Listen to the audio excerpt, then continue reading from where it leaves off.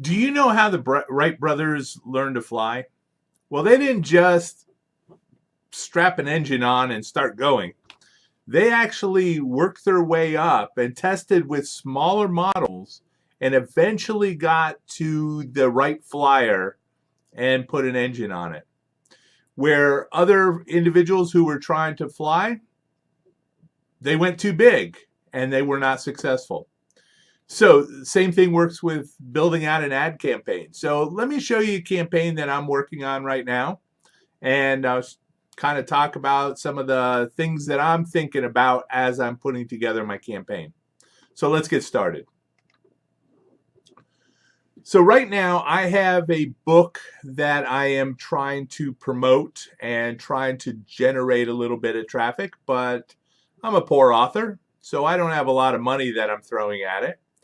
And I'm basically throwing $3 a day towards this ad campaign.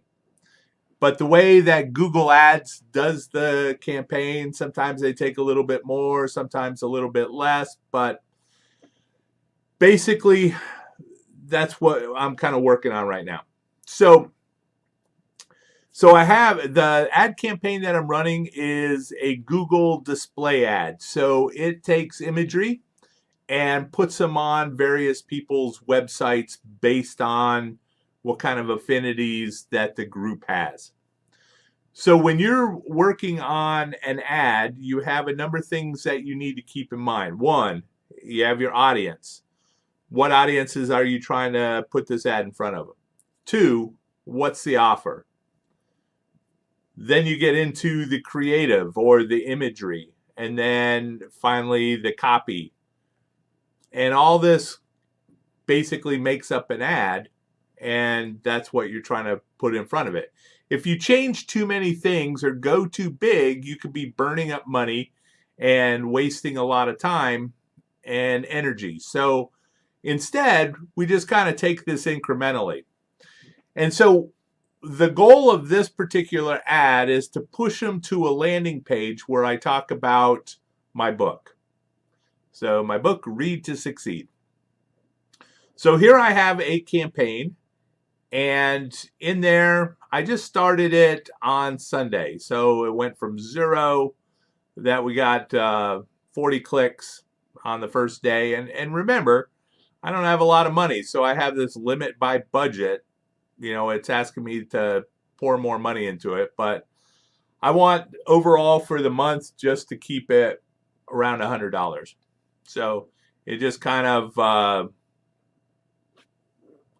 smoothed off ever since there. So part of my experiment in what I'm doing as I'm going small is I'm really trying to figure out what's the best audience to do that. So now I get into my ad groups, and I have 3 ad groups that I'm pushing the exact same imagery to each of these groups. And noticeably, one group is getting 44 clicks and a lot more impressions as we kind of move through there. So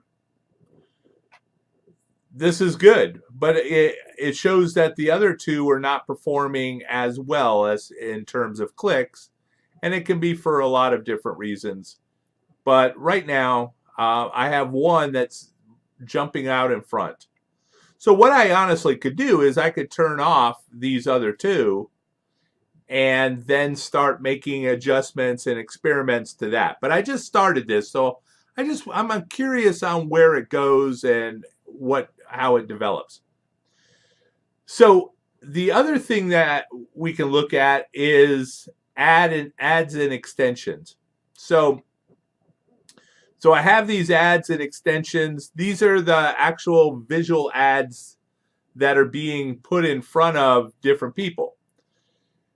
And right away, I can also see which ones are performing better there based on the type of ad that it is. So these 3 happen to be popping up to the top. And they have different amount of clicks to them, different amount of impressions, and different click-through rates. So these are all different things that you want to look at. But if you have some that are definite losers, you may want to turn them off. That maybe I can start turning this off and more attention will be placed on the other ones and they can bubble up. But right now, I'm just going to let it run for the month and see what it does, because all of it is driving traffic to my site. And from there, I have another ad campaign that's running. And once again, it's $3 a day, but it happens to be through Facebook. So I have Google Ads. As I'm experimenting with this, I'm pushing traffic to my website. And my website is one of those buckets. And that bucket is running a Facebook pixel. And so I have a very specific ad that is retargeting individuals who go to that web page for my book. And I restarted this yesterday or 2 days ago.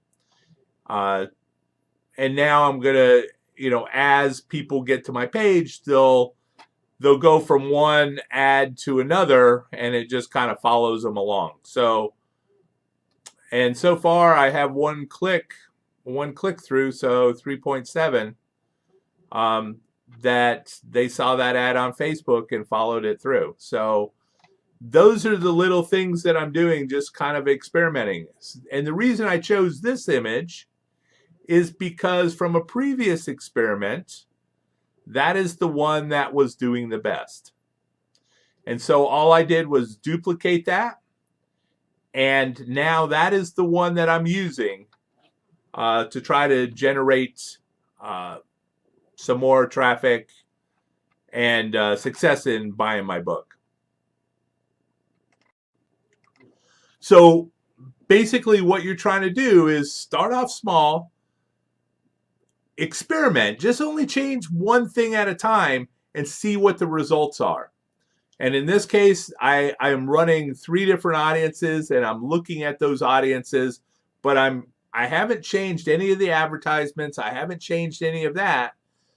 So I have a very large collective ad set that I'm putting in, display ads, but I'm really just focusing on the audience right now and trying to figure out what audience that I want to get in front of. And then what I can do is I can start shutting off those other audiences if they're not performing.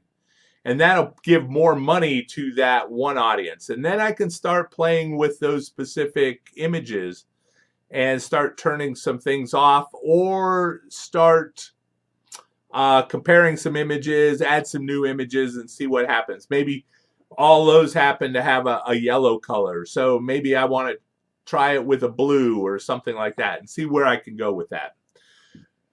But that's how the Wright brothers got to be able to fly, is they were doing things little by little, step by step. They didn't just strap on a rocket and see where they could go.